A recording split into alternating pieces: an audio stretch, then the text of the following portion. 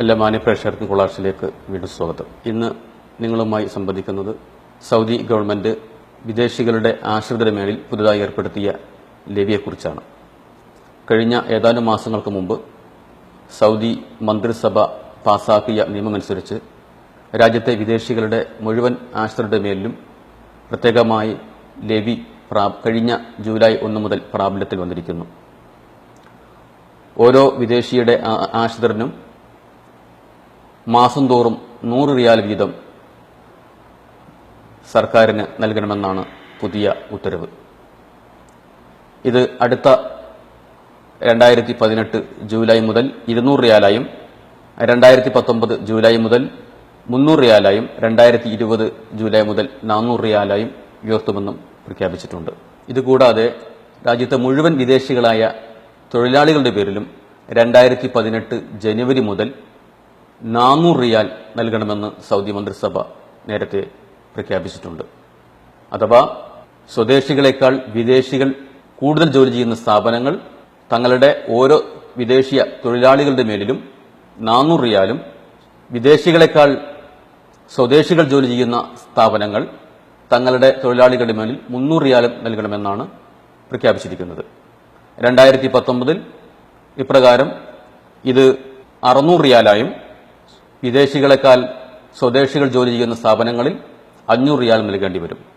2020 ഓരോ വിദേശ തൊഴിലാളികളുടെ പേരിലും തൊഴിലുടമകൾ 800 റിയാലും, കൂടുതൽ സ്വദേശികൾ ജോലി ചെയ്യുന്ന സ്ഥാപനങ്ങളിലെ തൊഴിലുടമകൾ 700 റിയാലും നൽകണമെന്നാണ് സൗദി മന്ത്രിസഭ ഉത്തരവ് നൽകിയിരിക്കുന്നത്.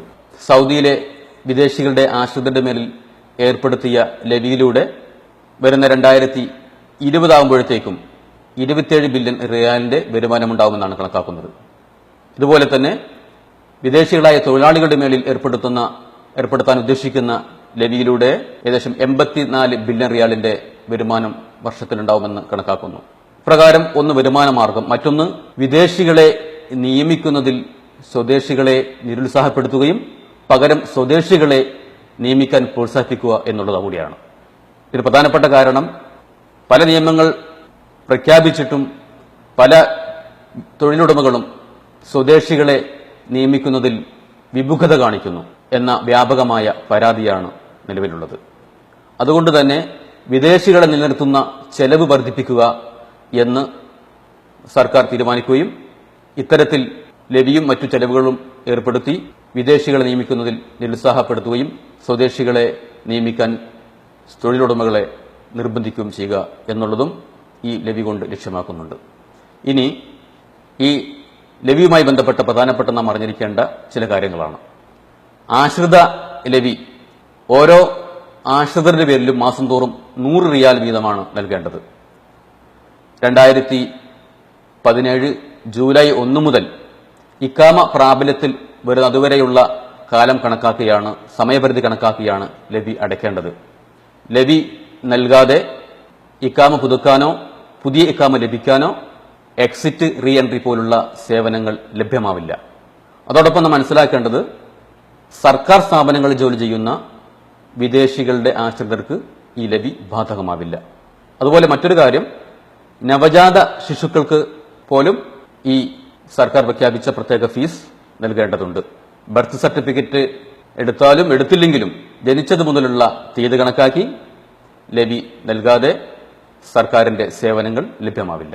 റീ എൻട്രി വിസ ലഭിക്കുന്നതിന് ചെയ്യേണ്ടത്, റീ എൻട്രി വിസയ്ക്കുള്ള ജവാസാത്ത് വ്യക്തമാക്കിയതനുസരിച്ച് ആദ്യം റീ എൻട്രി വിസയ്ക്കുള്ള തുക അടയ്ക്കുകയും പിന്നീട് എത്രയാണോ ലെവി നൽകേണ്ടത് ആ ലെവി സംഖ്യ നൽകുകയും ചെയ്താൽ മാത്രമേ റീ എൻട്രി വിസ ലഭിക്കുകയുള്ളൂ എന്ന് സൗദി ജവാസാത്ത് ഔദ്യോഗികമായി അറിയിച്ചിട്ടുണ്ട്. രാജ്യത്തെ എല്ലാ ബാങ്കുകളിലും ഇതിനുള്ള സംവിധാനം ഏർപ്പെടുത്തിയിട്ടുണ്ടെന്ന് ജവാസാത്ത് പ്രഖ്യാപിച്ചിട്ടുണ്ട്. ഇനി ഏതെങ്കിലും ഒരു പ്രവാസി തന്റെ ഭാര്യയെയും മക്കളെയും റീ എൻട്രി വിസയിൽ നാട്ടിലേക്ക് അയക്കുകയും പിന്നീട് അവരെ തിരിച്ചുകൊണ്ടുവരാൻ ഉദ്ദേശിക്കുന്നില്ല എങ്കിൽ അവർക്ക് ലെവി നൽകേണ്ടതില്ല എന്ന് സൗദി ജവാസാത്തിനെ ഉദ്ദേശിച്ച് സൗദിയിലെ പ്രമുഖ പത്രങ്ങൾ റിപ്പോർട്ട് ചെയ്തിട്ടുണ്ട്. ഇവർ ചെയ്യേണ്ടത് റീ എൻട്രി വിസ കാലാവധി അവസാനിച്ച് 1 മാസം കഴിഞ്ഞ് സൗദി ജവാസാത്ത് ഓഫീസിൽ സമീപിച്ച് ഖറജ് വലം യഅദ് അഥവാ നാട്ടിലേക്ക് പോയി തിരിച്ചു വന്നില്ല എന്ന ഓപ്ഷൻ സെലക്ട് ചെയ്ത് അവരുടെ മേലിലുള്ള ലെവി ഒഴിവാക്കാവുന്നതാണ്. പ്രധാനപ്പെട്ട മറ്റൊരു കാര്യം, ഏതെങ്കിലും ഒരു പ്രവാസി തന്റെ കുടുംബത്തെ എക്സിറ്റിലാണ് നാട്ടിലേക്ക് വിടുന്നതെങ്കിൽ എക്സിറ്റിന് അപേക്ഷിക്കുന്ന കാലപരിധിക്കുള്ളിൽ ഉള്ള ലെവി മാത്രം നൽകിയാൽ മതിയാകും. അതേസമയം എക്സിറ്റ് വിസയിൽ രേഖപ്പെടുത്തുന്ന 2 മാസക്കാലം അല്ലെങ്കിൽ എത്രയാണ് രേഖപ്പെടുത്തിയിരിക്കുന്നത് ആ കാലത്തിനുള്ള ആ സമയപരിധിക്കുള്ള ലെവി കൂടെ നൽകേണ്ടി വരുമെന്ന് ജവാസാത്ത് അറിയിച്ചിട്ടുണ്ട്. മറ്റൊരു വിഷയവുമായി വീണ്ടും നമുക്ക് സംബന്ധിക്കാം. നന്ദി.